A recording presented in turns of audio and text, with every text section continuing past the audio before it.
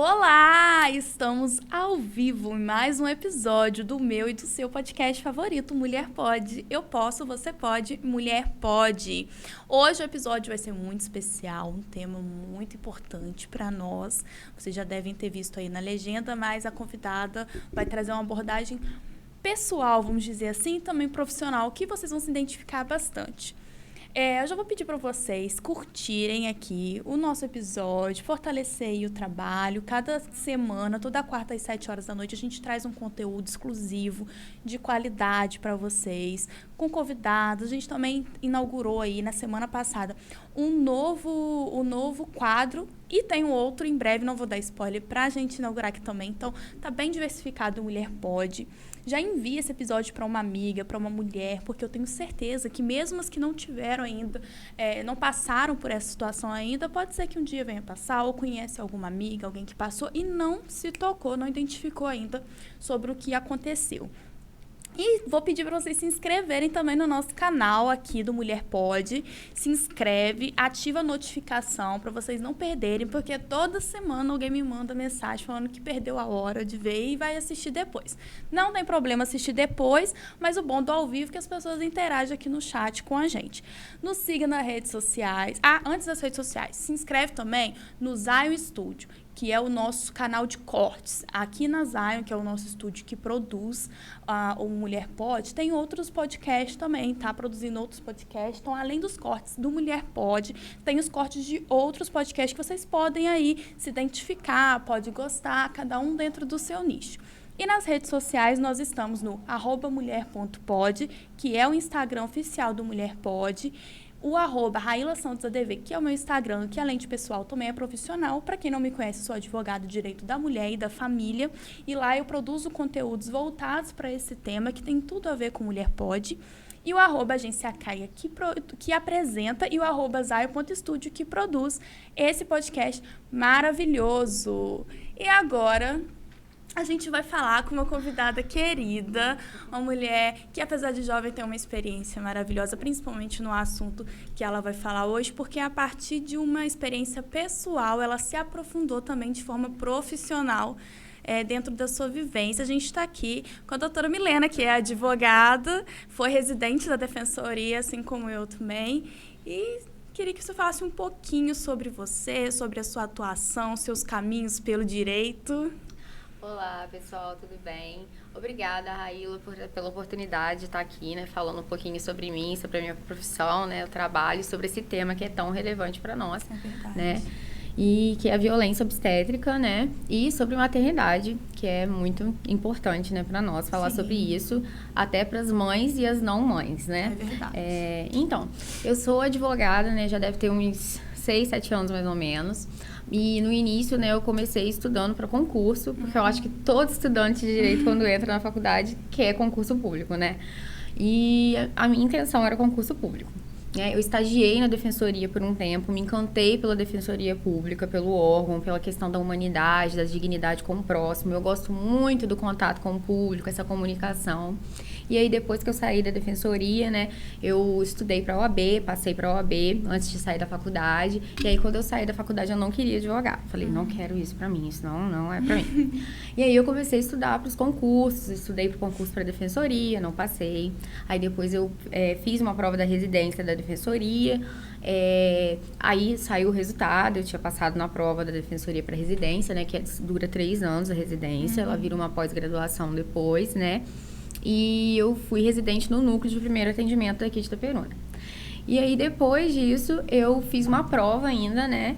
E eu tava grávida, né? Eu descobri que eu fiquei grávida. Em janeiro eu fiquei grávida. Eles não tinham me chamado pra residência ainda. E aí, eu fui fazendo uma prova, eu lembro direitinho, com um barrigão grandão lá, fazendo a prova de servidor da Defensoria. Eu fui até classificada, mas como a prova é regionalizada, então, e tem poucos, né?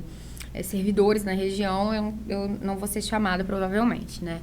Mas aí, quando eu fui chamada para residência, eu tava com 8 para 9 meses de gravidez. Eu tava com uma barriga gigante. E aí eu falei, Carlos, meu Deus do céu, que é meu esposo, o que eu vou fazer lá, grávida desse jeito? Eu vou entrar. E aí eu entrei. E eu lembro que o meu chefe na época, ele falava assim, que era o Dr. Moacir. Milena, você vai me deixar doido aqui, você anda pra baixo, pra cima com esse barrigão enorme. E todo mundo falava, menina, você vai ter esse neném aqui dentro. Tanto é que uma semana antes de eu sair de lá, né, eu tive a minha filha, né. E o que acontece, né? Quando eu engravidei, eu achei que a minha vida ia parar. Eu falei, meu Deus, e agora, né? O que eu vou fazer? Porque eu não tinha esse plano. Eu queria estudar para concurso, queria passar no concurso, eu queria, né, outras coisas. Eu não tinha pensado nisso. Eu planejei a minha gravidez, mas eu ficava assim, meu Deus, aquele conflito. A minha vida vai parar com o filho. E é muito confuso para uma mulher esse momento, né? Porque é tanta coisa que jogam em cima da gente sobre maternidade que realmente a gente fica perdido. Extremamente, porque você pensa assim, aonde que eu vou deixar meu filho? Com quem que ele vai ficar? Eu preciso voltar a trabalhar, o que eu vou fazer? Como é que vai ser? E a residência da defensoria, ela não tinha uma resolução que ela falava sobre a mulher em específico. A mulher quando ela saísse, né? Então, eles queriam fazer o quê? Me jogar pro final do concurso da residência. E eu não iria poder ficar lotada no meu órgão. Então, eu tive que entrar com recurso administrativo dentro da defensoria para a área da coordenação de residência e estágio. O meu recurso foi negativo, eles não me deram. E aí, eu entrei numa área da defensoria, porque a defensoria atua em vários nichos. Então, por exemplo, tem o núcleo especializado da mulher. E eles super me apoiaram, me deram um parecer positivo. O meu chefe, na época, também me deu um parecer para que eu ficasse no órgão, que ele dispensava um residente para que eu pudesse voltar, que eu voltaria em 4 meses. E eu fiz um recurso para o defensor geral. E aí o defensor geral, ele concedeu o recurso e eu fiquei 4 meses em casa. Ah, te deram uma licença. Uma licença, mas eu não ganhei nada, né? Eu não ganhei nada financeiramente falando, mas eu fiquei lotada no órgão que eu queria, porque eu queria ter essa experiência do público, do atendimento, o núcleo te dá muito isso. Aliás, a defensoria inteira, né? E eu queria muito pegar vários nichos, várias demandas cíveis, demandas de família. Eu queria ter uma experiência maior, né? E aí eu consegui ficar lá. E aí, nesse meio tempo, entrou a pandemia e eu fiquei em casa com uma criança puxando meu pé. Mãe, mamãe. E aí, o meu marido trabalhando também em home office. Foi aquela bagunça. Eu acho que pra geral foi assim, né? Foi um caos essa pandemia. E aí, nisso, depois, quando as coisas foram melhorando, a gente voltou a trabalhar e tal. E aí, agora eu findei a residência, né? E estou seguindo os caminhos da advocacia, né? Quero continuar advogando, porque a defensoria é um pouco diferente, é muito parecido, né, mas é diferente a dinâmica que você tem com o cliente, né, como advogado, do que a dinâmica que você tem com a pessoa na defensoria. É verdade. Mas a defensoria, ela traz um legado que eu admiro demais, que é a empatia, que é a humanidade, sabe? Você vê isso na defensoria, você encontra pessoas que precisam muito disso. E, assim, eu como mãe, eu tenho uma empatia muito grande e isso passou para os meus atendimentos. É engraçado que o pessoal do núcleo fala que eu sou uma mãe mesmo, que eu brigo com o meu assistido, que eu falava assim, não faz empréstimo, pelo amor de Deus, quando os idosos chegavam lá. Ou mães que iam lá, por exemplo, a gente pegou muitos casos de mães que queriam fazer laqueadura, já com 5 filhos, e não conseguiam fazer a laqueadura porque o médico não queria dar o pedido, isso no SUS, tá? E os médicos não queriam dar porque eles tinham medo da pessoa, depois de fazer a laqueadura, voltar atrás e querer processar eles.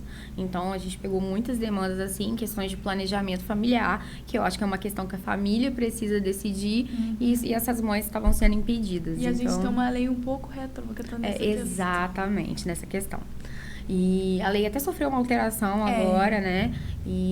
Mas, assim, ainda eu acho... Vamos torcer para mudar mais. Né?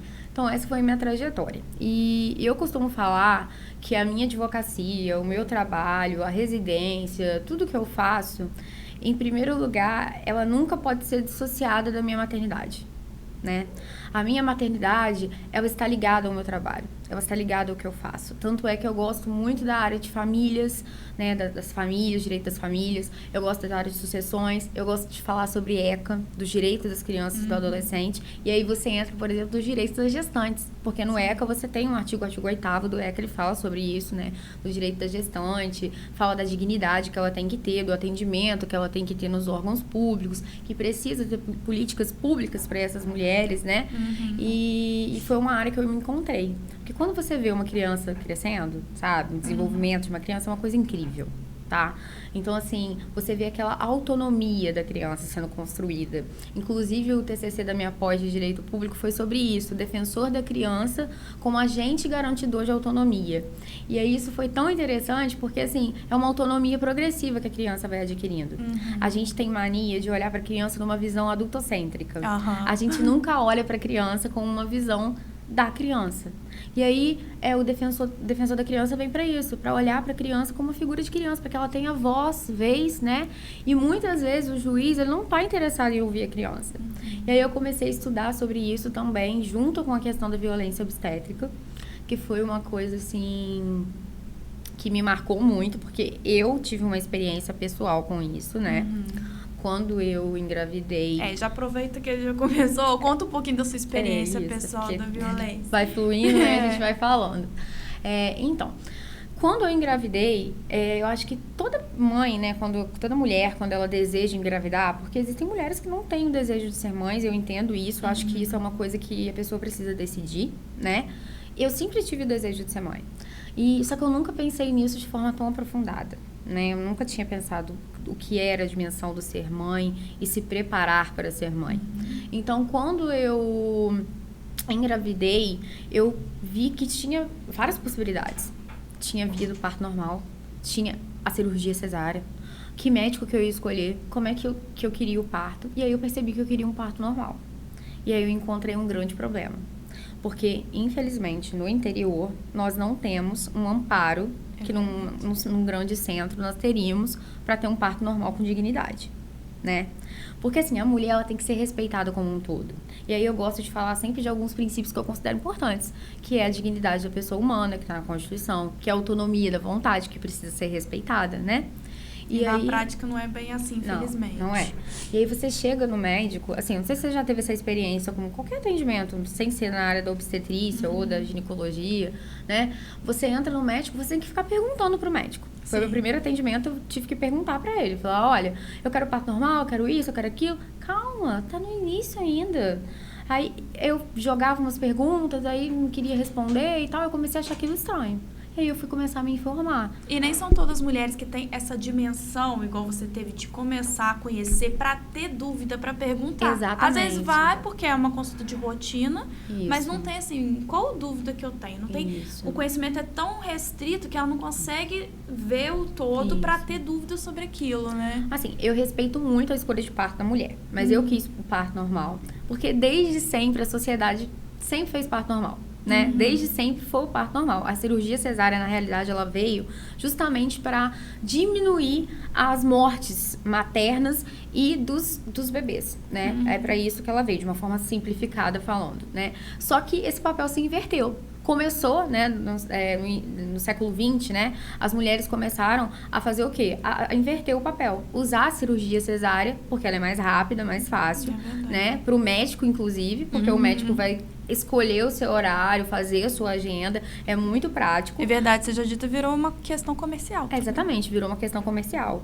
né? E eu entendo a autonomia do médico, que escolhe não fazer o parto normal, mas em tese o parto normal ele é melhor para a mulher, né? Em questões fisiológicas, questões emocionais também, psicológicas, físicas, é uma melhor via, e foi a via que eu escolhi, né? E assim, você percebe que o médico ele já vai pra você achando, você vai fazer uma cesárea, né? Quando que a gente vai marcar sua cesárea? Né? E ele vai te empurrando lá. E aí, desde o início, eu já tive uma posição, olha, Carlos, eu conversei com meu esposo, olha, eu quero parto normal. Eu vou ter que lutar pra isso. Eu vou ter que ir de encontro ao sistema. Porque aqui em Itaperuna nós não temos médicos pra isso. O meu médico falava, olha, eu posso fazer seu parto, mas não tem como ficar lá te acompanhando. Então, minha equipe vai estar lá e você vai ter que ficar lá. E aí eu pensei, mas como é que vai ser isso? Será que eu posso ter direito ao acompanhante? Será que eu posso ter uma doula? E eu perguntei, o que é doula? Eu já ouvi essa palavra, mas eu não sabia o que era. E aí, o que eu posso fazer? E aí eu comecei a pesquisar. E aí eu vi que tem uma lei do acompanhante, a lei federal, que garante o acompanhante na sala de parto. Isso não é respeitado. Ela é violada frequentemente e as mulheres não têm conhecimento de que existe uma lei para isso. Não tem. Inclusive, na pandemia, a violação foi muito pior. Porque na pandemia você não podia ter uma pessoa lá por causa da questão do Covid, vírus, né? E essa lei foi violada super na pandemia. Então, assim, a gente teve muitos problemas com isso. E aí eu lembro que eu pedi o meu médico para visitar a maternidade. Quando eu cheguei para visitar a maternidade, a assistente social falou, oi, como assim? Você quer visitar a maternidade do hospital?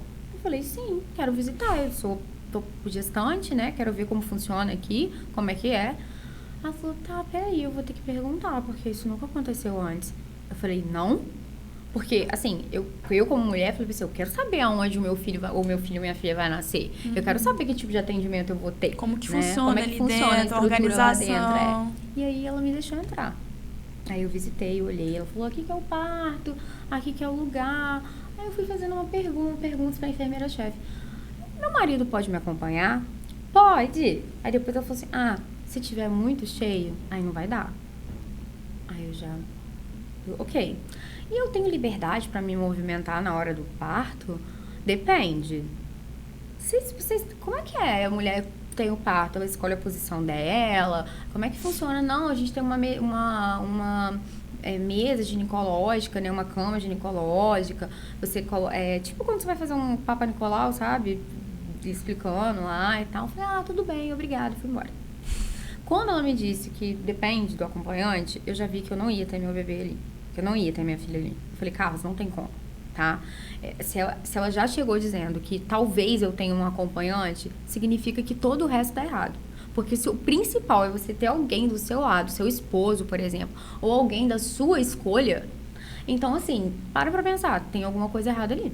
É o momento mais especial da vida de uma mulher. É o momento que a mulher tem a maior transformação da vida dela. É algo, assim, absurdo. A questão psicológica, a questão física, são transformações, são hormônios, né? Fisiológico também, são hormônios que estão no seu corpo. É uma experiência, assim, transformadora da vida de uma mulher. E muito difícil de passar sozinho, porque é um momento de vulnerabilidade também. Então, você precisa ter alguém de confiança. Exatamente. E aí, quando eu olho para...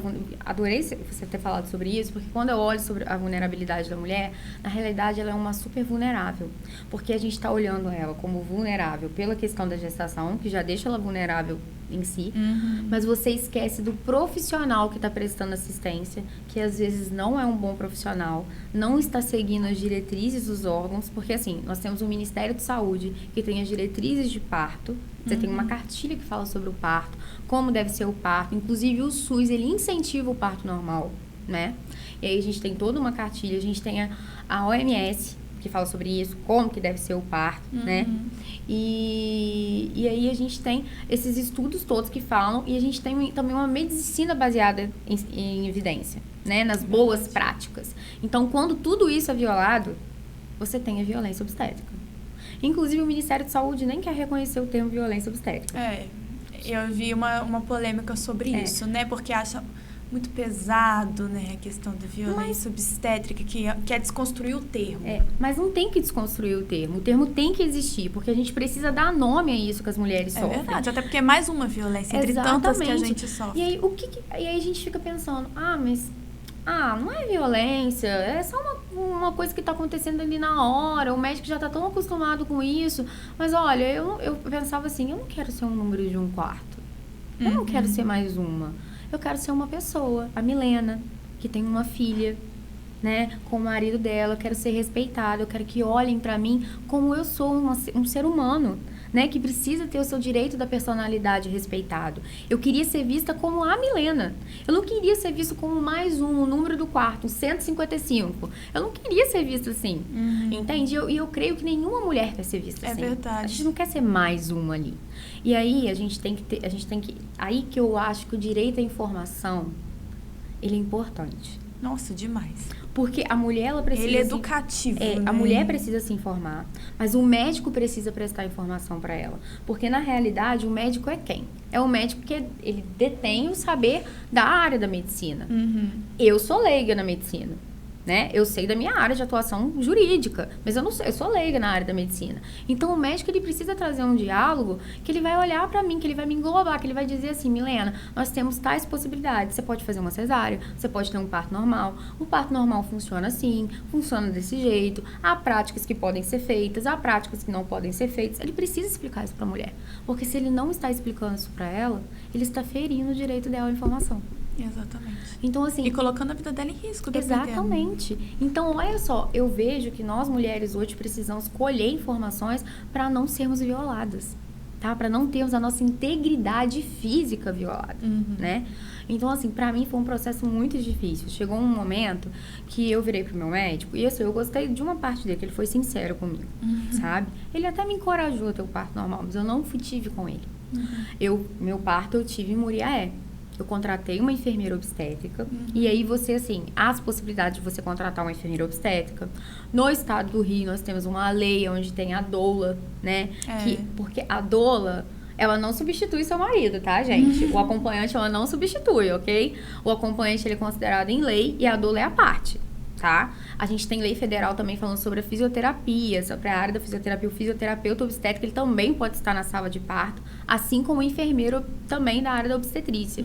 Então, essas pessoas são a parte. É o seu marido e essas pessoas. Mas o hospital não respeita isso. Não respeita. E é interessante quando você fala que as pessoas já estão acostumadas a fazer dessa forma, sem se informar, porque o sistema naturalizou esse jeito de fazer o parto. Principalmente o SUS, que apesar de ter a cartilha que estimula o parto normal, as mulheres, em sua maioria, têm a cesárea, porque é mais rápido, porque o SUS está abarrotado, não dá para ficar ali no trabalho de parto, que a gente sabe que é mais demorado o parto normal. Então, acaba que, violando o direito, naturaliza uma coisa que viola o direito da mulher e da criança também que está nascendo, porque tem o pós-parto, né? Sim, e a violência obstétrica, ela acontece durante a gestação, na hora do parto e no pós-parto. E, assim, nós temos casos, assim, de atrocidades com as mulheres, que, assim, são coisas que doem de ouvir, sabe? Qualquer pessoa que ouvir, vai doer nela. Eu já escutei coisas, assim, absurdas. Por exemplo, práticas de violência obstétrica, a gente nem imagina que né? Episiotomia, aquele cortezinho que o pessoal fala, né? Isso é uma prática de violência obstétrica, porque a episiotomia, ela não é para ser feita de rotina. São casos excepcionais. Inclusive, hoje já tem uma corrente dentro da área da medicina que fala que a episiotomia não deve acontecer. E eles fazem para facilitar. Exatamente. Aí o médico faz assim, o médico bonzinho. Olha só, não, vamos lá, é para facilitar, tá difícil, deixa eu fazer e tal. E a mulher consente. Mas ela consente porque o médico tá em cima dela o tempo inteiro dizendo pra ela consentir. E é um profissional que ela confia. Então, se o médico dela, que ela confia, que ela entregou a gestação na mão dele, tá falando pra fazer, ela vai pensar o quê? Exatamente. Tá certo. E pensa na criança também. Meu bebê pode morrer. Então, você fica assustada. Aí, outra coisa, você vai chegando no final da gestação. 38 semanas, 39 semanas. A mulher te fica assim, meu Deus, esse bebê tem que sair de mim. Mas ninguém sabe que a gestação vai até 42 semanas. E aí, depois de 40 semanas, 41 semanas, você tem que fazer um acompanhamento todo dia. Tem um cardiotoco, que é um instrumento que você coloca na barriga pra ficar monitorando. Na minha época, quando eu perguntei pro meu médico se tinha no hospital, ele respondeu que estava quebrado. E aí você vê, né, nossa, que caótico. Uma parada que é pra, né, ver o batimento fetal da criança tá quebrado. Eu não vou poder usar isso, né? Crianças morrendo no ventre, talvez por falta disso. E aí, o que eu fiz? Eu fui ter o meu filho em outro lugar, minha filha em outro lugar, fui pra Muriaé, contratei uma enfermeira obstétrica. E por que a enfermeira obstétrica? Por que o seu marido? Por que uma doula? Por que a sua mãe, o seu amigo, uma pessoa da sua confiança é importante estar na hora do seu parto com você? Porque ela diminui o risco de você sofrer uma violência obstétrica. Não é que ela vai impedir, mas ela vai estar do seu lado. Ela vai estar vendo tudo. Ela vai estar mais atenta ao externo, né? Ela é uma testemunha de tudo o que aconteceu ali. Entendeu? Ela vai estar ali para te amparar. E você vai se sentir melhor. Quando o meu marido estava do meu lado, no meu trabalho de parto inteiro, eu me sentia aliviada. Quando a minha enfermeira obstétrica estava do meu lado, eu me sentia aliviada. E olha que o meu parto não foi um exemplo de parto humanizado. Meu parto não foi humano. Eu tive problemas na hora do parto. O médico que estava lá era um médico totalmente cesarista. Toda hora ele chegava querendo intervir, querendo fazer um toque. O toque não se faz toda hora. Teve uma hora que eu tive que chutar o médico, porque eu estava no meio de uma contração e ele queria fazer um toque e eu não falei, não, você não vai fazer. Eu tive que bater boca com o médico na hora do meu parto. A pessoa já tá no momento ali, ainda tem que brigar. Totalmente fragilizada. Ainda bem que o médico plantonista, ele ficou pra lá. Tinha uma residente que eu conhecia. Isso foi, assim, de Deus mesmo. Eu conhecia a residente. E ela ficou do meu lado. Me colocaram na água quente, me colocaram na bola, ligaram uma música, me ajudaram a mudar de posição. Mas quando eu já tava chegando na fase do expulsivo, que é na hora do bebê nascer mesmo, o médico queria me levar pra sala de parto. E elas estavam fazendo de tudo pra me deixar ali, pra eu ter na posição que eu queria, pra eu ter na banquetinha, que tem uma banqueta que você senta. Eu acho bem bacana, porque para pra pensar. Vamos pensar assim, a gente que é leigo, né? Por que você vai ter um bebê, assim, desculpa o linguajar, né? Com a perna aberta, deitada? Você acha que essa é a melhor posição? Tem um ser dentro de você que quer sair. Aí você tá com a perna aberta lá. Assim, essa é na minha visão, essa é melhor para o médico. Eu ia falar isso, eu não tenho conhecimento técnico, que igual você falou, a gente é leiga em medicina, mas talvez seja uma posição que foi imposta para visualização deles, para um manuseio ali, exatamente, né? E aí, tipo assim, eu não queria aquilo, mas eu falei, eu sei que eu não vou poder ter tudo.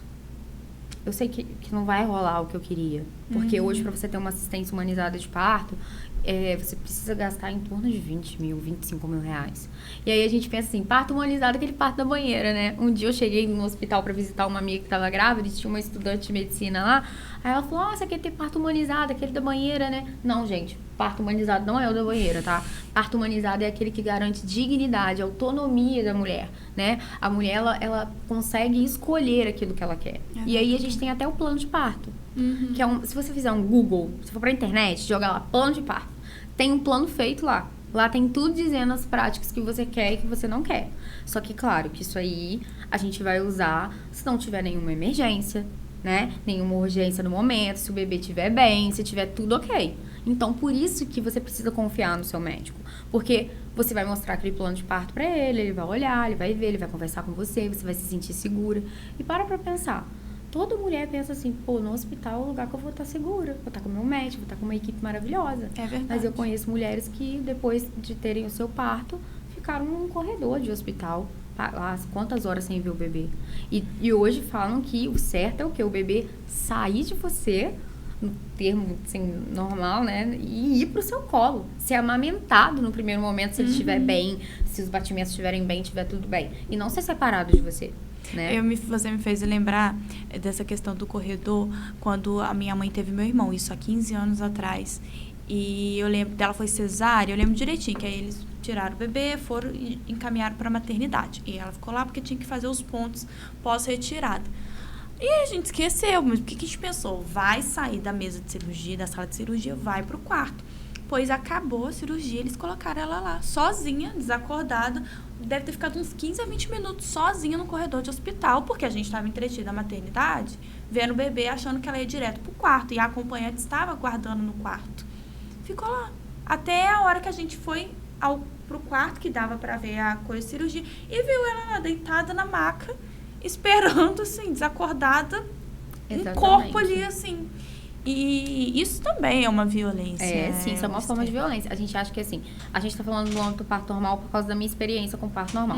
Mas o que acontece? A cirurgia cesárea, eu gosto sempre de falar cirurgia cesárea, porque é uma cirurgia. Sim. A gente hoje fala parto cesárea, mas a gente não tem a dimensão que é uma cirurgia. Nossa, são tantas camadas. São 7 camadas do seu corpo que tá sendo cortada, tá? Então, é uma cirurgia. E aí, quando você... Eu respeito as mulheres que passam por ela, porque falam que depois, o pós-parto, é extremamente difícil. E eu admiro quem decide a cesárea. Até porque é importante a mulher decidir o que ela quer. É isso que eu quero que as mulheres tenham. O direito de decidir o tipo de parto que elas querem. E a cesárea também precisa ter carga da humanização. Olha só, eu já vi relatos de mulheres que, por exemplo... tá no meio da cesárea, o médico conversando sobre coisas do cotidiano da vida dele. É o que mais acontece. A mulher tá lá no momento mais especial da vida dela. Tem um bebê saindo dela, que vai mudar a vida dela, do marido dela, ou do companheiro dela, ou só a vida dela, porque existem mães solos. E aí... tem um médico conversando com as enfermeiras sobre coisas totalmente aleatórias. E isso não só na hora do parto. Tem casos de mulheres que, infelizmente, têm um aborto espontâneo, perde o bebê na hora da curetagem ali. Exatamente. Teve um relato de uma conhecida que ela passou por isso.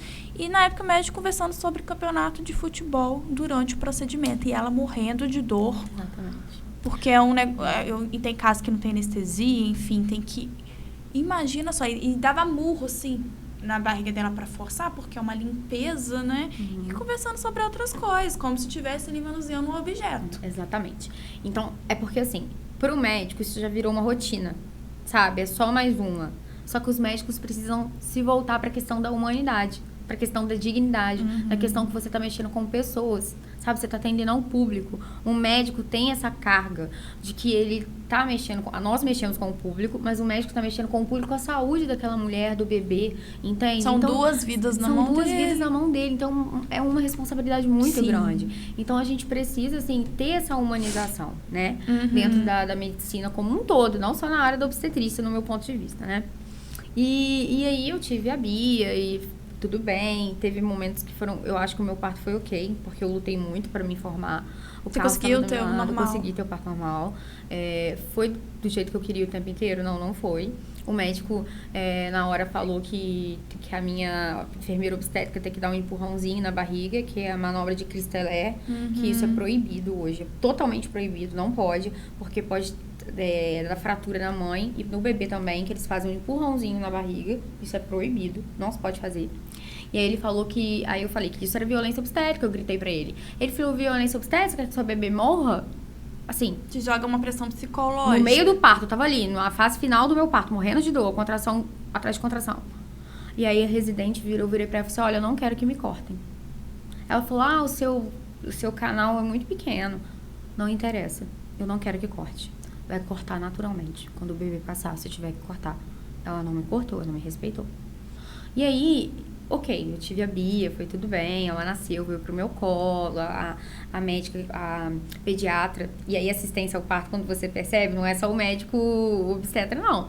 Tem o pediatra, tem o anestesista, tem as enfermeiras, é todo mundo que faz parte daquela dinâmica, né? E a violência obstétrica, ela pode acontecer no âmbito de todo mundo que tá envolvido ali, né? E não deixa também de ser uma violência de gênero.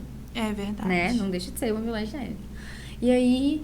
Foi tudo bem, a Bia foi pro quarto, a minha enfermeira apagou a luz, ela foi pro meu peito, mamou. Então, eu tive bons momentos. Não posso dizer que foi, horrível. Não foi horrível. Inclusive, se eu tiver outro filho, eu quero que seja o parto normal de novo, né? Com toda a informação que eu tenho hoje, eu acho que eu sou capaz de procurar bons médicos, né? Eu espero que o sistema de saúde no interior e também nos grandes centros, porque isso acontece... mudem, que as pessoas se transformem, que o Estado ele comece a pensar nessas mulheres, ter políticas públicas dessa mulher. No âmbito do SUS, a gente tem alguns projetos. Aqui em Itaperuna, por exemplo, ali no Raul Travassos, tem uma conversa sobre parto, né, para algumas mulheres. Só que as mulheres têm tanto medo de parto normal, porque a gente só escuta coisas ruins sobre o parto normal. Enraizaram muito isso, né, na mulher mãe, na mulher gestante, desse medo de ter normal. A minha mãe, ela se frustrou muito, porque a minha mãe teve 4 filhos e 5 comigo, mas os 4 filhos morreram. Ela perdeu os bebês. E perdia os bebês com idades avançadas, tipo 5 meses, 6 meses. Nascia. Então, nascia e não dava certo, né? E pra me ter, ela teve que fazer uma cerclagem e ficar numa cama. E ela fala que o parto foi horrível. Que eles tiveram que enfiar um instrumento, né? O seu parto, no caso. O meu parto até que foi ok. Porque foi rápido. Os outros foram frustrantes pra ela. E quando eu escolhi o parto normal, ela falou, você tá maluca, você tá doida. Não. Eu lembro que no dia que a Bia nasceu, porque eu já tava com 40 semanas e 4 dias. E o meu médico falou que só ia esperar até 41 semanas. Então eu já tava assim, desconcertada. Porque eu não queria de jeito nenhum. Não tinha planejado uma cesárea. E aí ela chegou e falou, minha filha, por favor, essa criança pode acontecer alguma coisa com ela, que não sei o quê, não, vai ter sua cesárea, marca logo. Eu falei, mãe, não, eu não quero isso. Eu quero outra coisa. Eu quero o melhor pra minha filha. Quando eu pensei no meu parto, eu pensei no melhor pra minha filha e no melhor pra mim, né? Sim. Então, assim, essa foi a minha experiência pessoal, né? E aí, eu queria, assim, pra definir bem, né, essa questão da violência obstétrica, para que vocês, né, possam entender melhor como é que funciona, a gente tem um caso bem interessante, que é da Aline Pimentel, que é um caso que foi até para a corte, né, as Nações Unidas julgaram, né, isso. E foi uma mulher de 28 anos, ela tinha uma filha já de 5 anos, ela estava grávida de 6 meses. Ela chegou no hospital de Belford Roxo com muitas dores, tá? Muito enjoo, muitas dores na barriga, passando muito mal. Eles deram um analgésico pra ela e mandaram ela pra casa. Ela foi pra casa. E aí depois ela voltou, passando mal de novo. Aí eles foram fazer a internação dela e o bebê tava morto. Ela não sabia que tava grávida? Ela sabia que tava grávida, mas ela foi lá passando mal e tal. E aí eles só deram analgésico, mandaram ela pra casa e ela voltou de novo. E aí eles foram lá ver e tal, e o bebê já tinha falecido.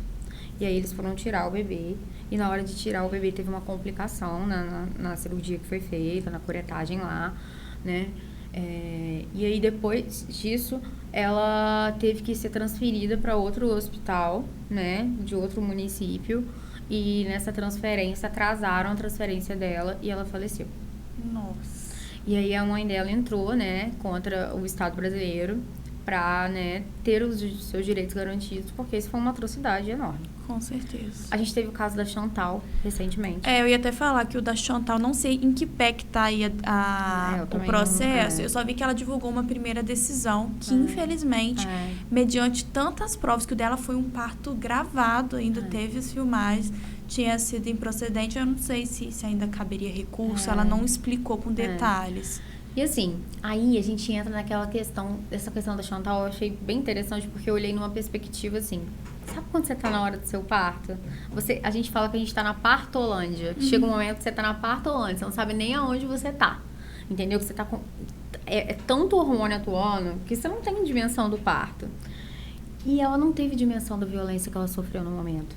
E a maioria das mulheres não tem essa dimensão. Você chegou a ver o vídeo dela? O médico, essa manobra que você disse, ele dá murros mesmo de empurrar a barriga dela. E o esposo do lado tentando acalmar ela, porque ela falou que saiu de si mesmo, ali com a questão dos hormônios. E só depois que os dois, vendo a filmagem, tanto ela quanto o esposo, conseguiram ter essa dimensão. Né? Exatamente. As pessoas, na hora, às vezes, não têm a dimensão da violência que ela sofreu. Porque você tá tão anestesiado com a situação no meio daquilo. E, assim, pelo que eu li, foram xingamentos. Foram termos que a pessoa usou, porque a violência obstétrica você acha que é só física. Mas não, gente. É até importante, né, você falar até dessas formas. O que é considerado? Eu sei que são vários, assim, que você mais vê acontecendo que é considerado. A episiotomia é uma prática que é violência obstétrica. A mulher não poder escolher a posição dela do parto é uma violência obstétrica. A mulher não poder andar na hora lá é uma violência obstétrica. Inclusive, a melhor doutrina, né, na questão dentro da medicina diz que a mulher, o andar da mulher, o mexer, isso adianta o trabalho de parto.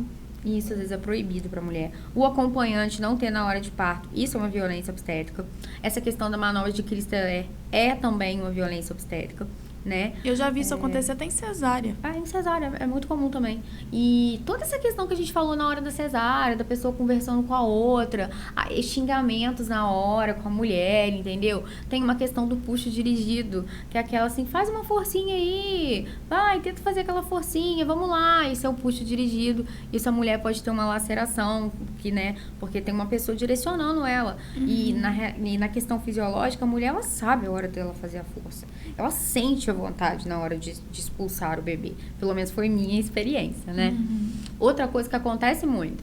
Mulher tá lá, grávida, 40 semanas, 38, 39, chega no hospital com 1 centímetro de dilatação, né? Isso significa que ela não tá em trabalho de parto ativo ainda. Aí o médico vira e fala assim, você tá com muita pouca dilatação, não dá pra você ter um parto normal. Vai lá e faz a cesárea. E ela nem sabe disso. Ao invés de esperar um momento, né? E tem médico que, por exemplo, você vai uma consulta de rotina no final. Você não tem passagem pra ter bebê, não. A passagem pra ter bebê, você só sabe na hora. Não tem como você olhar pra pessoa, pro corpo dela e falar, você não tem passagem pra ter um bebê. Isso é impossível. E quem disse pra mim foi o meu médico. É impossível você dizer isso, né? E aí, essas são algumas práticas de violência obstétrica que é muito comum. E aí, teve um caso também que eu achei muito interessante, que foi aquele caso do anestesiologista. Sabe? Que envolve a questão do... Foi bem recente. Foi recente, que envolve a questão do estupro da mulher, né? Que eu acho que ele se masturbou, Isso aí, né? Com a mulher lá no momento. Não consigo nem imaginar. Eu acho que ela também estava desacordada, né? Ela estava meio... não é dopada a palavra, né? Ela estava por causa da anestesia, né? Ela estava meio fora de si e tal. E aí me indagaram. Isso é uma violência obstétrica?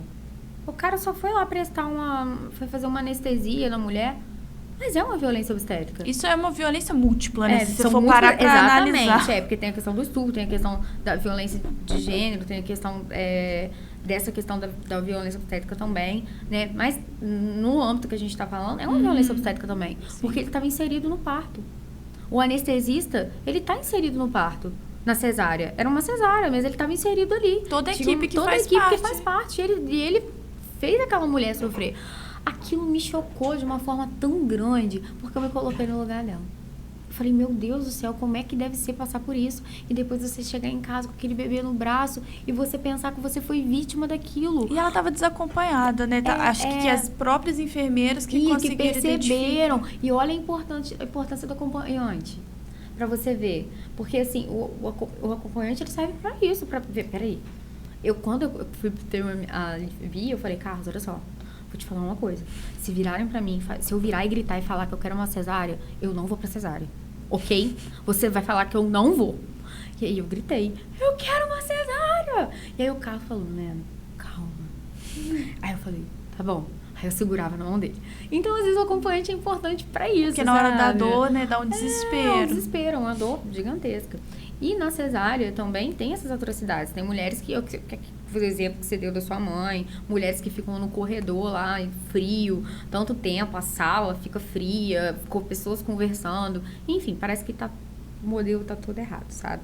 O sistema tá completamente na contramão do que era para seguir dentro da legislação. Exatamente. E a gente não tem nenhuma legislação específica para isso, né? A gente não tem nada específico ainda. A gente tem leis dispersas no ordenamento, portarias dispersas do Ministério da Saúde. E aí, como é que a gente vai instrumentalizar isso, né? Porque essas cartilhas que tem são orientações, né? Para seguir como deveria ser. Exatamente. Mas, assim, uma lei sobre violência obstétrica, uma lei que dita sobre isso, a gente não tem. Fechadinha não tem. Então, como é que você, profissional, vai trabalhar isso, né? A questão de um dano moral, por exemplo, na esfera civil, porque eu não aturo esfera criminal, né? Mas na esfera civil, eu penso muito na questão da esfera civil para um dano moral, né? Para você poder...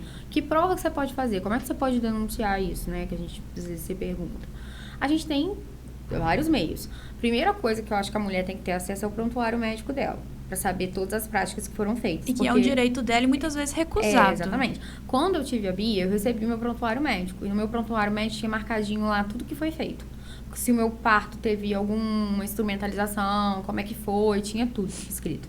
E muitas mulheres não têm esse acesso a isso. E isso é uma obrigação do hospital trazer para a mulher, tá? E muitas mulheres não têm isso, porque lá vai estar dizendo tudo que foi feito. E nem sabe que tem esse direito. Não, nem sabe que tem esse direito. A mulher tem esse direito, tá?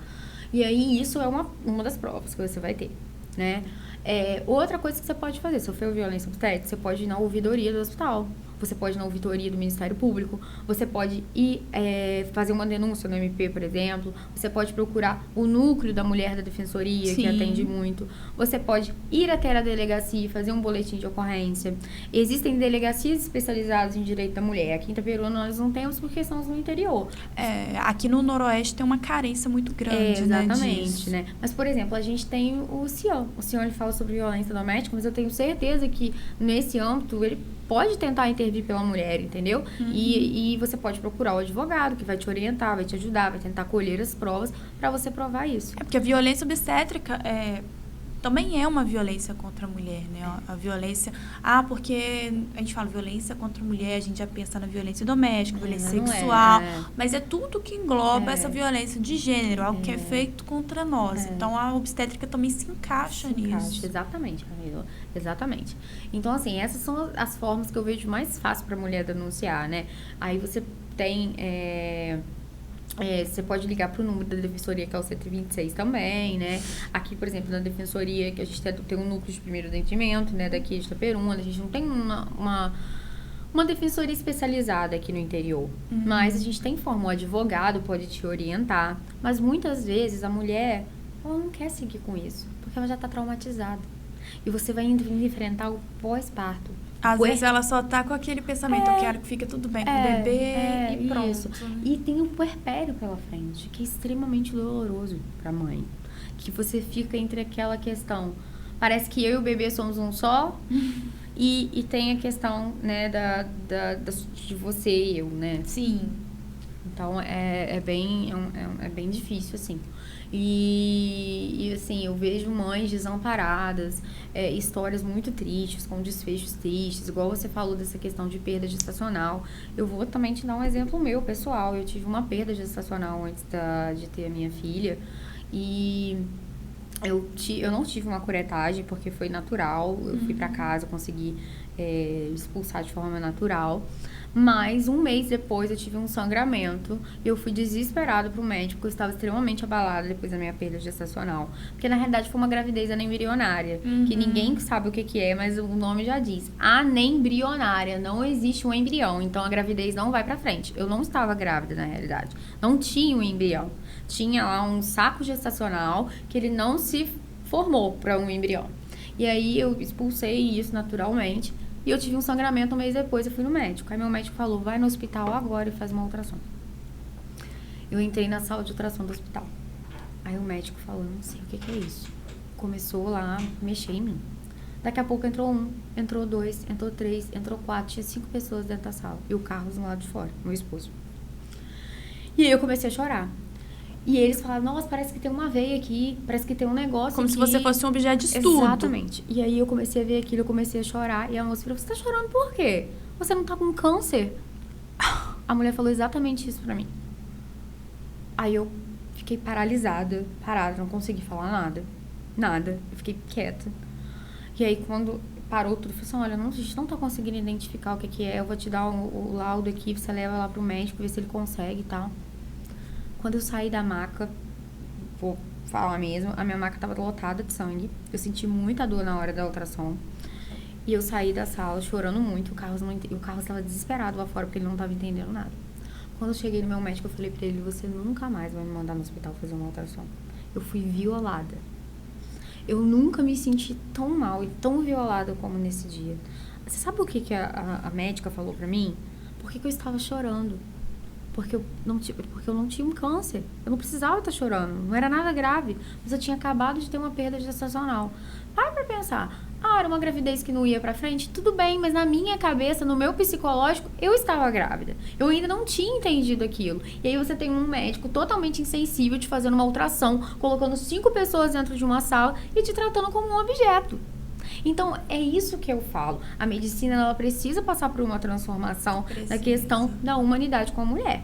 E a gente, como mulher, a gente não pode deixar isso passar. E eu acho que também é igual o seu caso. Você foi a fundo, você pesquisou. E essa questão da informação tão importante para as mulheres, que você falar da gravidez anembrionária me fez lembrar. Quando a minha mãe descobriu que estava grávida do meu irmão, ela também teve o diagnóstico de gravidez anembrionária. Então, ela já estava indo para a sala de curetagem para fazer lá, porque não estava conseguindo expulsar, ia tomar um remédio lá que ia expulsar naturalmente, mas aí preferiram fazer. E assim, a gente que crê em Deus, a gente acha que foi um milagre de Deus ter tocado no coração da médica, que a médica obstétrica era muito humana, não foi ela que fez a ultrassom. Quem falou que era anembrionário foi o médico da ultrassom na época.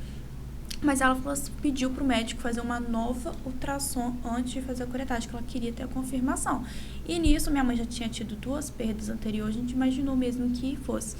E aí, o mesmo médico que fez 24 horas antes a ultrassom, virou para ela e falou assim, parabéns, tá ouvindo o coração do seu bebê? Uhum. Aí imagina, se ela passa por um procedimento de curetagem com o bebê vivo dentro dela. Nossa. E a cabeça dela, ela ainda pensa, será que as outras não aconteceu mesmo? É a mesma coisa. É uma coisa a se pensar. E né? é uma violência também obstétrica, claro porque você tá no âmbito ali da obstetria, onde você tá confiando no médico que te faz a ultrassom, que te analisa, como foi seu caso, uma equipe de médicos te analisando, sem nenhum tipo de sensibilidade. Tá chorando por quê? Porque aí eles acham que a questão da mulher grávida é só física. Só preocupa com a questão física, mas o psicológico e o hormonal... É muito porque assim, ainda que não tenha um embrião, eu acredito que esse saco gestacional, se gerar aí, também mexe nos hormônios. Claro, você recebeu um positivo em mãos. Eu lembro até hoje, positivo em mãos. Eu esperando o meu marido em casa, achando que eu tava grávida. E quando a gente descobriu que não era uma gravidez, aquilo mexeu com a gente. A gente demorou muito tempo para digerir aquilo. E se estendeu por essa questão do sangramento. Eu tive que fazer vários exames, passei por essa atrocidade no hospital, entendeu? Então foi super difícil, é difícil.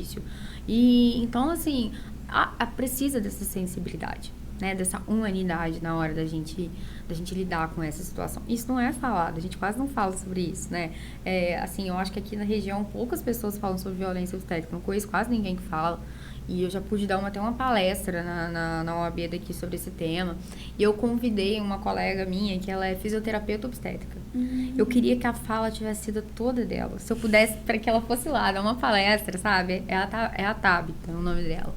Porque ela falou sobre o parto, ela falou sobre a questão fisiológica do parto, como é que funciona. Então é interessante a mulher, quando ela tá gestante, ela saber sobre isso. Porque e ela até vai antes, né? Porque às vezes tem o desejo, ou então ainda tá na dúvida se sim ou se não, mas pode acontecer de uma hora para outra. Então você já tem uma informação, uma carga de informação ali, né? Exatamente. E falando sobre essa questão da violência obstétrica, eu percebo essa questão da falha da lei, realmente, como a gente disse aqui, mas a gente não pode também sobrecarregar a lei com uma mudança de cenário, porque a lei está ali para proteger, para punir, para consertar um erro social, um erro que já está enraizado. Eu sempre bato muito nessa tecla porque a gente, enquanto advogada, as pessoas olham pra gente como salvadoras da pátria que vai resolver o problema porque tá ali manuseando a lei, então a lei vai mudar tudo. A lei é necessária? A gente precisa ter pessoas legislando a favor dessas questões que não são faladas, que não são debatidas, mas também é uma questão social, né? Uma questão de mudança de pensamento, de comportamento, tanto da medicina quanto das mulheres, de buscarem essa informação para poder cobrar exatamente aquilo que elas sabem que é de direito delas. Eu acho que, assim, porque, assim, é uma questão muito delicada, é uma questão muito pessoal. Quando eu mexo com essas questões de violência obstétrica, é uma questão muito pessoal da mulher. A gente não sabe o quanto a mulher está traumatizada. Mas eu acho que essa mulher, ela precisa ter coragem de expor isso, como eu tive coragem de me expor, como eu estou aqui falando, né, pra vocês, né, e me expondo. A gente precisa ter essa coragem pra gente poder quebrar isso. A gente precisa chegar informada no consultório médico, pra gente mostrar pro médico que a gente não é mais qualquer uma, que a gente sabe, que a gente tem acesso à informação, que a gente não é leiga. Aí, pensa só, eu e você somos mulheres entendidas, somos mulheres da área jurídica, que tem mais estudo. Agora, você imagina uma mulher que não tem esse acesso à informação, né? Que chega num consultório médico lá no SUS. Não estou falando que o SUS é ruim, né? Mas estou dizendo até assim... Até porque, na teoria, deveria ser o melhor atendimento na área da medicina. Então, você imagina essa mulher que chega lá. Ela vai aceitar tudo, porque na realidade hoje a gente tem a visão do médico como detentor de todo saber.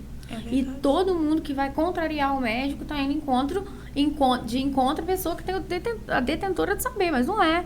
Porque é uma troca que está acontecendo ali. Você vai tirar suas dúvidas com o médico, você vai pesquisar, e aí o médico ele vai falar isso pra você, entendeu? Então, assim, você imagina só pra essas mulheres que não têm acesso à informação. E não tem oportunidade de procurar outro médico se aquele ali não dá certo. Porque, assim, a realidade de muitas é de morar numa periferia, num bairro, onde só tem um médico do postinho que vai encaminhar. E, às vezes, nem vai ser ele do início ao fim. Vai trocando de médico ali no pré-natal. Exatamente, vai trocando.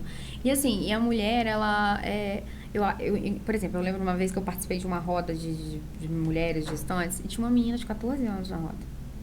E aí eu lembro que a enfermeira que estava lá, sabe, ela é sensacional.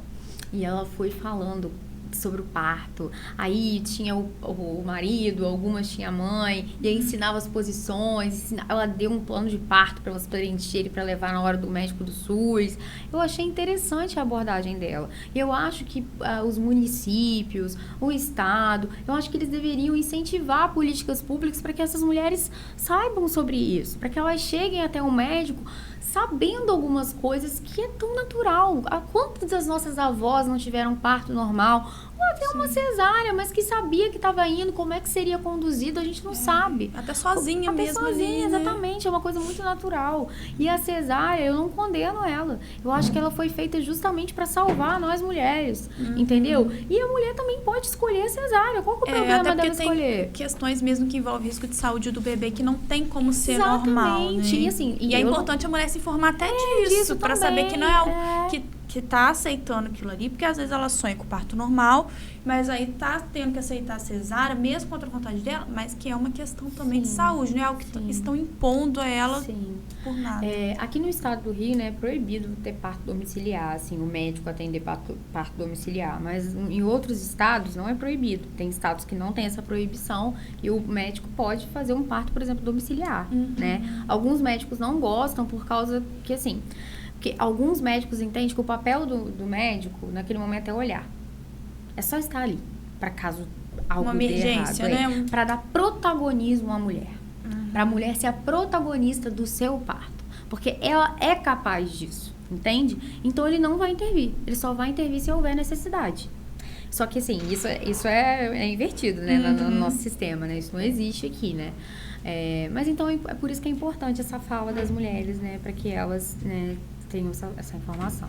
Eu acho interessante até a gente falar da questão da cesárea, a gente já citou aqui, mas que a violência obstétrica também, às vezes a mulher pensa, porque o parto normal tem muita violência, porque é uma questão mais natural, né? Que a mulher tá ali para ser a protagonista e tem muita gente querendo intervir.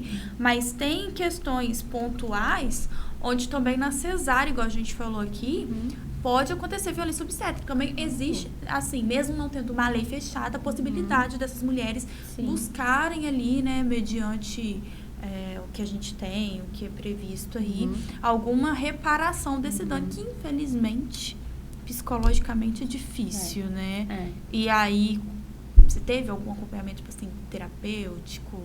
Ou como que foi? O que você aconselha para essas mulheres, além do jurídico, no pós-parto? Então. Porque também é uma transformação, né? O pós-parto é muito difícil. Eu não vou falar que é fácil. Primeiramente, eu sou mãe de uma menina, né? Uma filha. E eu nunca fui mãe antes. Você vai aprender a ser mãe. Então, você já fica apreensiva por aí. Então, assim, eu ficava pensando, cara... E aí, como é que vai ser isso? Você tá com uma bebezinha pequenininha, você não sabe dar banho, você não sabe trocar, você não sabe fazer nada. Só que eu fui muito ativa, né? E aí, eu e o Carlos, a gente começou a se virar em casa sozinhos. Minha mãe ajudou durante 15 dias, minha sogra também ajudou. E depois eu falei, olha, gente, pode ir embora. Nós vamos se virar a partir daqui. E foi muito difícil. Foi muito difícil. As noites sem dormir foram extremamente difíceis pra mim. O choro de cólica foi difícil. Essa troca, o Carlos me acordando pra amamentar, e aí eu ia, e aí aquele cansaço meu e dele, isso gera conflitos também, porque tá todo mundo cansado. E aí aquela criança, você acha que a criança só demanda de você. É só você. Então você não tem, nesse primeiro momento a criança não te dá nada. É só você que se doa, sabe? Eu vou puramente falando, eu não gosto de... eu acho que a maternidade, ela não tem que ser encarada como algo, ai, nossa, maravilhoso. Essa romantização. Não. É punk mesmo, é difícil, tá? É muito difícil. Eu acho que é difícil pra sempre. Melhora um pouquinho ali, outra aqui, mas pra sempre. A gente é mãe de eterna viagem pro resto da vida. É isso que eu falo, são fases diferentes. Entendeu? Então, assim, é muito difícil o início. E eu sempre fiz acompanhamento psicológico. Então, assim, eu tinha uma psicóloga. Minha psicóloga me ajudou muito nesse momento para entender esse luto materno que eu estava passando. Eu tenho uma criança maravilhosa do meu lado. Era o que eu queria, mas eu estou sofrendo um luto materno da velha Milena, que não vai existir mais. E ninguém para pra pensar nisso. E aí a gente vai precisar se encontrar no meio daquela criança que tá ali, no meio do seu casamento, procurar a mulher que você era antes e que você não vai ser antes, você vai ter que se reinventar para ser outra coisa. E aí você pensa no seu lado profissional, como é que isso vai ficar, como é que eu vou voltar ao trabalho, como é que vai ser... E aí a lei, eu acho que assim, a lei é tão... Eu acho que aí entra uma questão jurídica que eu acho tão importante. As mulheres têm direito a 4 meses de licença maternidade, em alguma situação. Acho que servidor público estende um pouco mais, né? Mas aí eu fico pensando, é muito pouco tempo. Muito pouco. E a amamentação, que a mulher tem direito? E aí a mulher tem aquele direito de amamentar 2 vezes e tal. Mas na prática não é bem assim. E a mulher sofre outros preconceitos também, que é a questão de, por exemplo, do trabalho. a mulher que tá trabalhando quando fica grávida. Às vezes precisa se ausentar, precisa fazer um exame. Quantas piadinhas aquela mulher não recebe no seu ambiente de trabalho? Ah, nossa, chegou atrasada de novo. Ai, nossa, como é que vai ficar depois, né? Tanto é que no direito trabalhista a gente tem aquela questão de que tem um prazo, né, pra mulher que ela não pode ser mandada embora do trabalho, né? Uma estabilidade, né?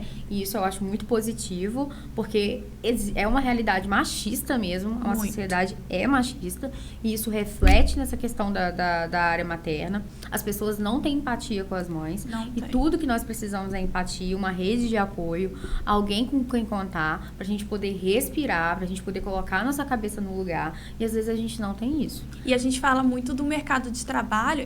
A gente teve um episódio com a Maria Luísa, ela é coordenadora da Redentor, né, no curso de Direito, e ela falou que também na área acadêmica da pesquisa tem esse mesmo olhar machista. Inclusive, numa pesquisa para o mestrado, para o doutorado, eles perguntam, você tem interesse de ser mãe? Você é mãe?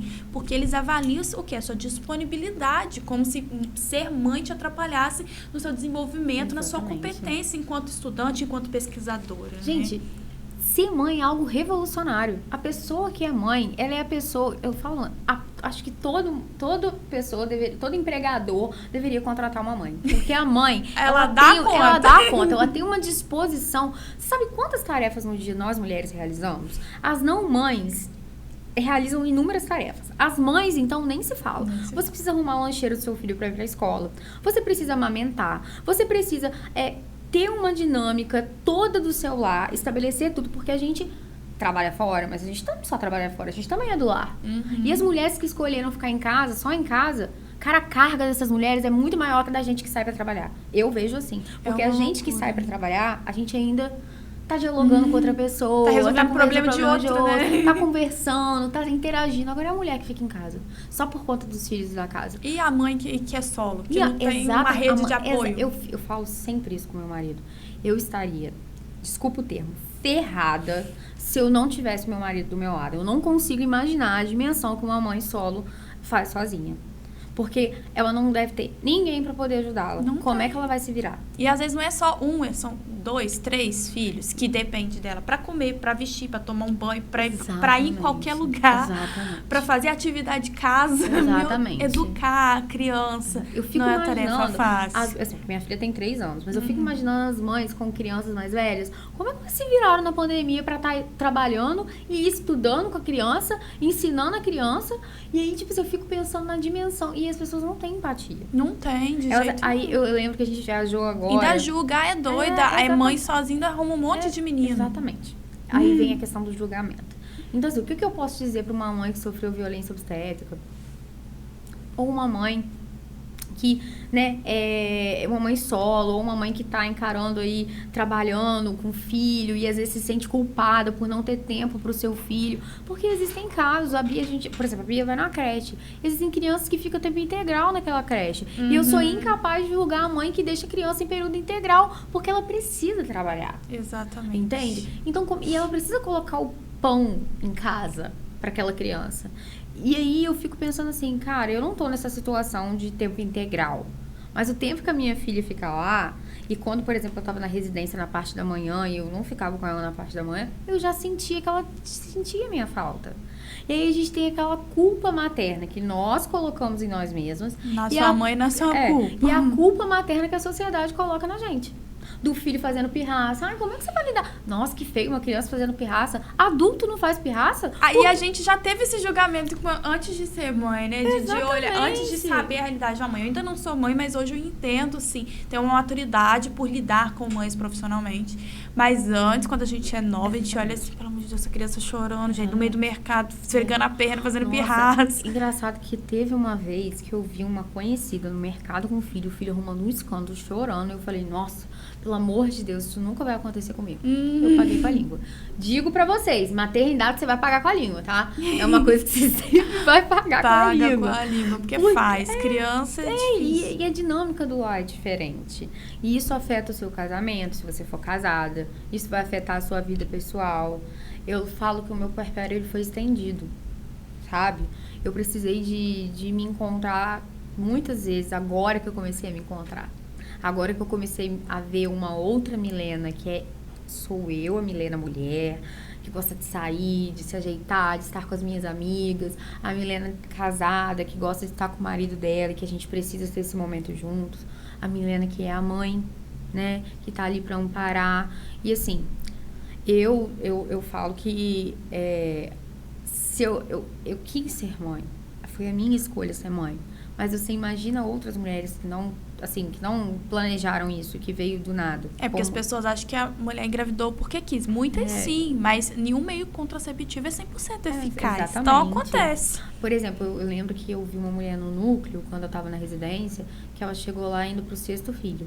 E ela não podia usar nenhum método contraceptivo. Porque ela tinha alergia aos métodos, ela não dava certo. Né? E ela queria fazer a laqueadura justamente por isso. Ela tava indo pro 6º filho. Aí eu lembro que a pessoa que tava atendendo ela falou assim, faz uma cesárea. Falou, não, eu já tive os meus 5 filhos de parto normal, agora eu quero ter um parto normal. Só que eu quero ter o direito de fazer depois do parto normal a laqueadura. E ela tava enfrentando dificuldade, né? Mais uma dificuldade que é imposta a nós, né? Sei lá por quê, né? Enfim. Então, assim, se eu pudesse, né, falar pra nós mulheres, é difícil. Não é fácil. Você encarar tudo isso, você se achar, você lidar com a culpa. Não é fácil, mas é possível.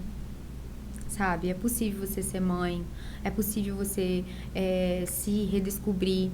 É possível você pegar toda essa força do maternar e expor ela para o mundo.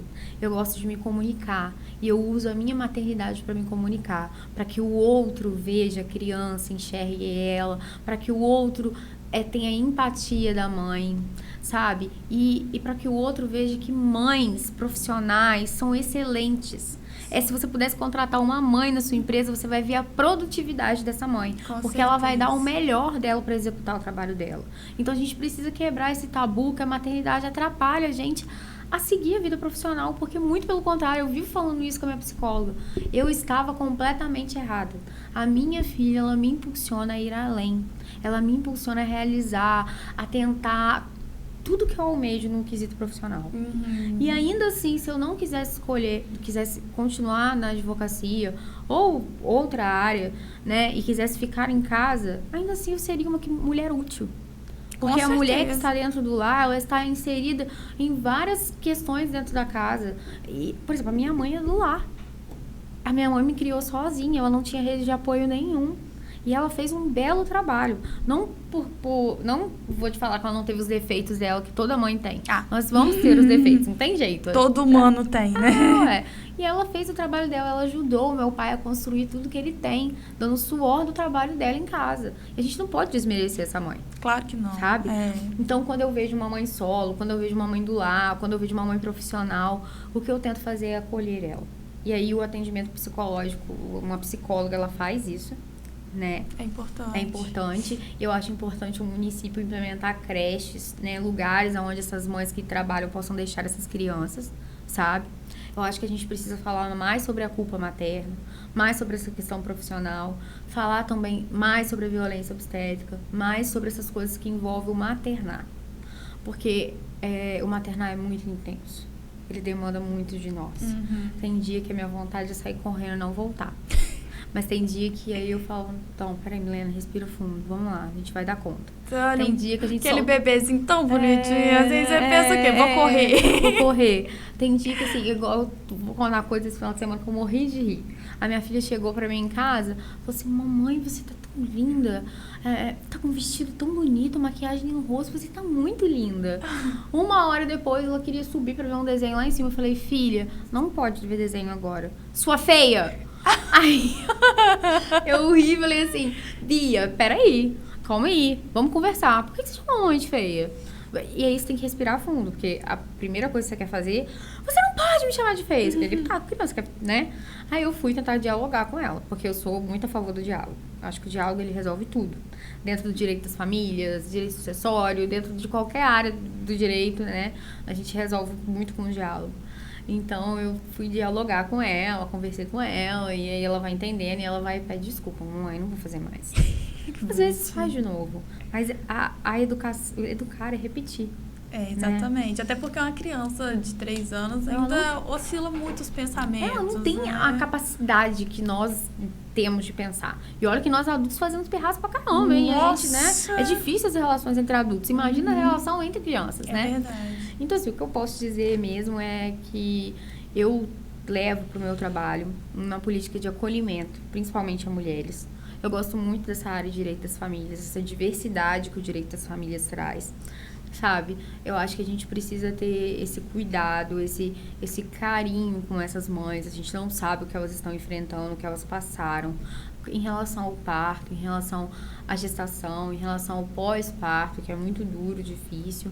E nem sempre a mulher casada ou que tem um companheiro, ela tem uma pessoa que vai, né, pegar junto com ela. Porque tem muita maternidade solo dentro dos relacionamentos. E eu tenho mania de falar que marido ou companheiro, ele não ajuda, ele não é ajudante. Ele faz o papel dele, que é o papel de ser pai, é obrigação. Então, eu não gosto dessa palavra ajudar. Pode ser radical? Pode ser. Eu sou radical às vezes mesmo. Não é ajudar, é o papel que lhe cabe, entende? Então, eu acho que a gente precisa ter essa empatia. E que os pais, né, o pai, né, tem essa empatia também de ajudar aquela mãe. Porque, infelizmente, a carga da maternidade, ela cai mais sobre a mãe. Não tem jeito. A criança depende muito mais da mãe, né? E, então, eu acho que é basicamente isso, assim. Pra gente finalizar, eu só queria que você deixasse, assim, uma dica, uma orientação para as mães ou para as mulheres que serão mães nos assistirem. Qual foi o ponto, assim, que te virou a chave do... vou usar a palavra sofrimento, mas bate de cada um de um jeito, mas do sentir ou da culpa do sofrimento de ter vivido uma violência obstétrica, que às vezes isso acontece muito, né? A mulher foi vítima, mas ela se sente culpada, ela sente aquela dor da virada de chave de eu não vou ficar sofrendo, mas eu vou usar isso para ajudar outras mulheres que possam estar passando por isso. A primeira coisa é a fase do luto que você vive. Poxa, eu sofri uma violência obstétrica. Então, você precisa viver esse luto. Você precisa entender que você viveu aquilo, mas não se diminuir por aquilo, porque você foi uma vítima. Né? Você é a Sim. vítima. O profissional que estava ali, ele deveria ter tratado você com uma sensibilidade que ele não tratou, né? E como profissional de verdade. Então, assim, eu aconselho para essa mulher que ela se veja como uma vítima, que ela viva o seu luto, mas que ela possa que ela possa também olhar para ela não com a culpa por ela ter sido vítima, mas que ela possa usar isso para lutar, por exemplo, para que outras mulheres não tenham isso, como eu estou aqui falando, entendeu? E que ela tenha esse acolhimento, que ela possa, sabe, se sentir forte para poder falar isso. Eu não me sentia forte para falar isso. Foi difícil esse processo para mim. É difícil até hoje falar sobre isso, lembrar sobre isso. Mas a gente precisa falar. Porque o nosso papel é de ajudar outras mulheres. Nós precisamos nos unir, né? Mais acolhimento. Mais nos acolher. Né? E essa mulher, ela precisa ter um ombro amigo. E através da história dela, ela pode mudar a história de outra pessoa. Ela pode dizer, olha, você não tá sozinha. E eu descobri que eu não tava sozinha. E quando eu descobri que eu não tava sozinha, eu falei, eu preciso falar sobre isso. Eu podia ter sido pior comigo, como foi pior para Saline Pimentel, para Chantal, ou para o caso do anestesista lá. Foi grotesco com essas mulheres. E eu fico imaginando como é que elas estão lidando com isso agora. Mas tem como a gente se livrar disso. A gente pegar nossas forças interiores e mudar isso e dar impulso e força pra gente mudar e transformar a vida de outras mulheres. Esse é o meu desejo para elas e esse é o meu desejo também para que eu continue fazendo isso. Muito bacana. Quero te agradecer imensamente, assim, é um prazer receber você aqui em primeiro lugar e trazer esse tema para o Mulher Pode. A gente tem uma política aqui de dar voz a mulheres e a assuntos que precisam ser falados. E por mais que a gente ache que é um assunto igual violência contra a mulher, todo mundo tá falando, tem que ser falado. A gente tem que falar, a gente tem que mudar a realidade. Eu acho que diálogos como esse daqui faz parte disso, é o pontapé.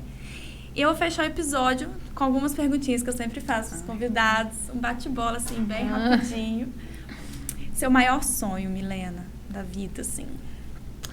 Eu acho que o meu maior sonho eu já realizei, que é a minha família. Acho que a família é a base de tudo pra mim. A minha filha é um sonho, meu marido é um sonho, a nossa casa é um sonho. Esse é o meu maior sonho. E uma família baseada nos meus princípios cristãos, porque eu sou cristã. Então, essa é a base da minha família, que nós continuemos, né, seguindo isso, sabe? É o foco que é Cristo em primeiro lugar. E o seu maior medo?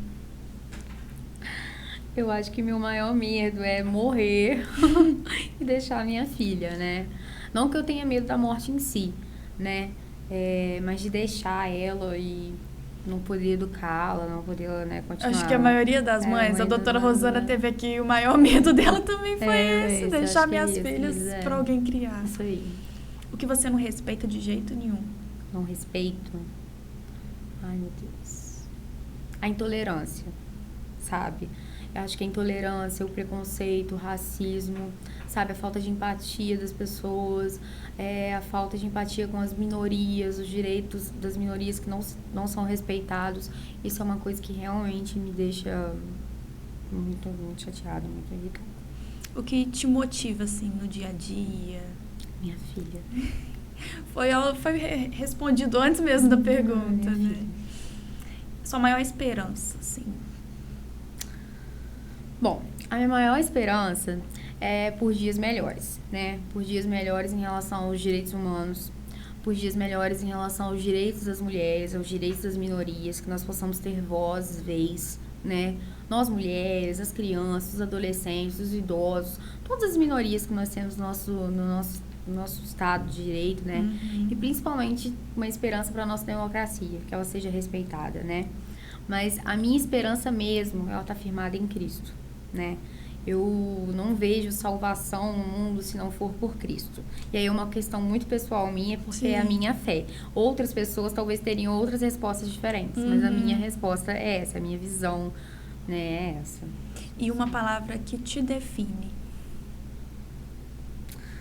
Resiliência. Eu sou muito resiliente. Acho Resiliência. E não é todo mundo que consegue, né, ser resiliente. Acho que foi isso. Quer acrescentar alguma coisa? Eu quero te agradecer pelo convite. Eu que te agradeço. Eu achei maravilhoso estar aqui. Achei maravilhosa a proposta do seu podcast. Eu indiquei ele para várias pessoas. Vou continuar indicando. Assistam, é maravilhoso. Os episódios são ótimos. Eu acho que você está fazendo um papel muito importante aqui, dando voz para mulheres falarem sobre assuntos que precisam ser falados, pautas que precisam ser levantadas. E parabéns pelo seu trabalho. É muito inspirador, de verdade.